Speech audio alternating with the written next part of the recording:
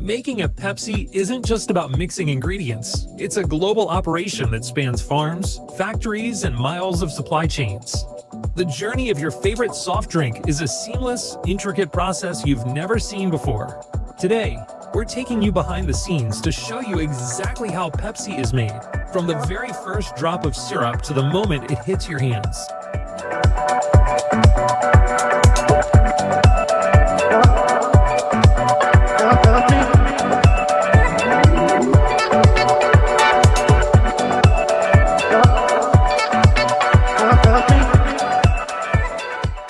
Caleb Bradham, a pharmacist and businessman from North Carolina, created the drink in 1893 and originally named it Brad's Drink.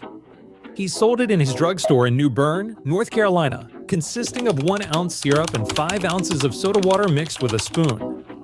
In 1898, he renamed it Pepsicola because he believed it had digestive benefits. The name comes from the word dyspepsia, which means indigestion. When Pepsi-Cola syrup was first released, people were drawn to its marketing positioning as a digestive aid, claiming it could exhilarate and aid digestion, which was a unique selling point compared to other sodas at the time. Brad's Drink. Additionally, its sweeter taste compared to Coca-Cola appealed to some consumers, setting the stage for the cola wars that would later define the beverage industry.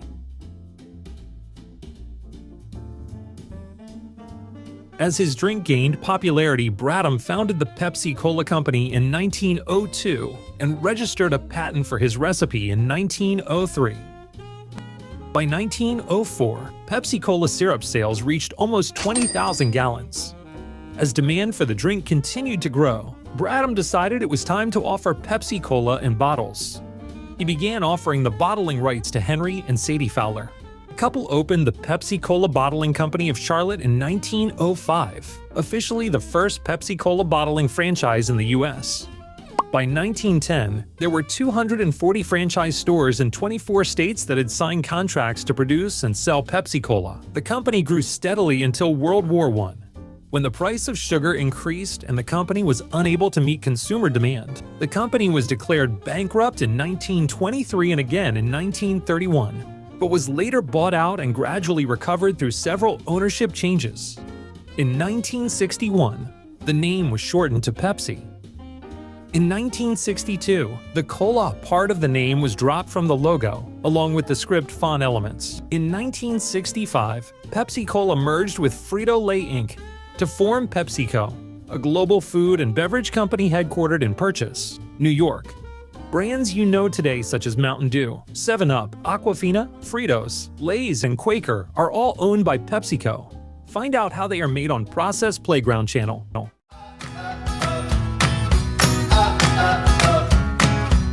As mentioned earlier, Pepsi doesn't typically operate its own factories in the traditional sense because they primarily function as a concentrate producer, selling their syrup to independent bottling companies, who then dilute the syrup with water, carbonate it, and package it into bottles or cans. They then distribute the finished products to retailers, restaurants, and other outlets in their respective regions.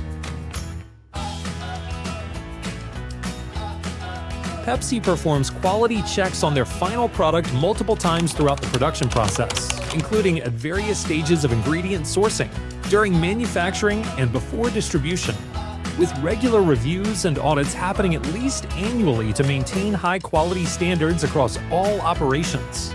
The exact frequency of checks may vary depending on the facility and product line.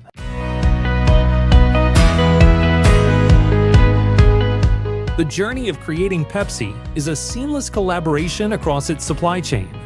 Let's start with the backbone of Pepsi's journey: logistics. PepsiCo relies on its subsidiary, Pepsi Logistics, to move raw materials, manage warehouses, and ensure timely delivery of finished products. Every bottle of Pepsi you enjoy has traveled miles, coordinated through a sophisticated system of transportation and inventory management. PepsiCo sources key ingredients like sugar directly from farmers through grower groups. They also work with global suppliers such as Copersucar and Grupo Azucarero Mexico to ensure quality and consistency.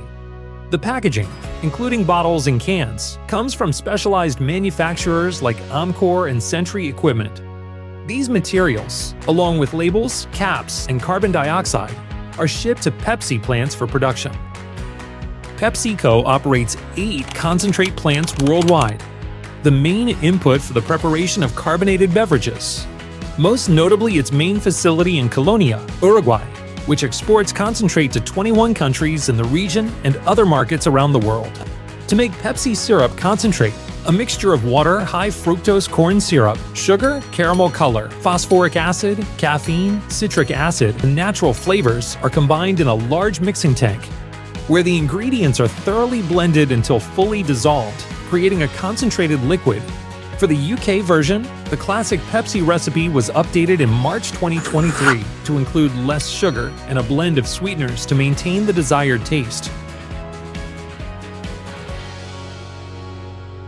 Pepsi products are bottled and distributed worldwide by various companies, including subsidiary Pepsi Beverages Company, independent bottlers, joint ventures, and family-owned businesses.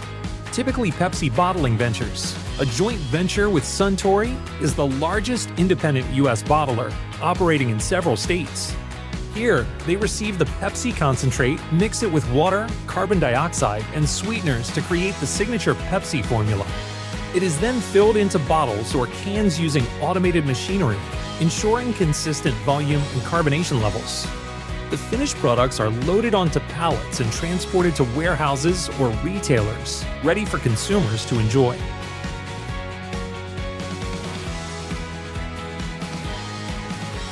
Pepsi has expanded beyond the original formula, creating options like pepsicola with real sugar, which uses cane and beet sugar instead of high fructose corn syrup, Diet Pepsi, Pepsi Max and lemon, mango and cherry flavors, and even caffeine-free Pepsi. Each one caters to different tastes and lifestyles, ensuring that Pepsi remains a favorite for everyone. Pepsi, through its PepsiCo Positive, Pep Plus initiative, is preparing for the future by focusing heavily on sustainability, including achieving net zero emissions by 2040, improving agricultural practices, reducing water usage, and developing more sustainable packaging, all while aiming to evolve its product offerings to be better for people and the planet. Thanks to its ability to innovate in flavors, packaging design, and impressive marketing campaigns, Pepsi and other prominent beverage and food brands have seen significant growth. By 2023, the PepsiCo revenue had reached an impressive $91.47 billion.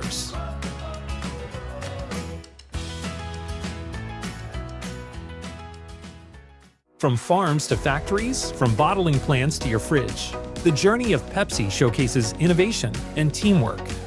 Next time you crack open a can, you'll know the story behind every sip. Don't forget to like and subscribe for more fascinating insights into the world of iconic products. Thanks for watching, and see you in the next video.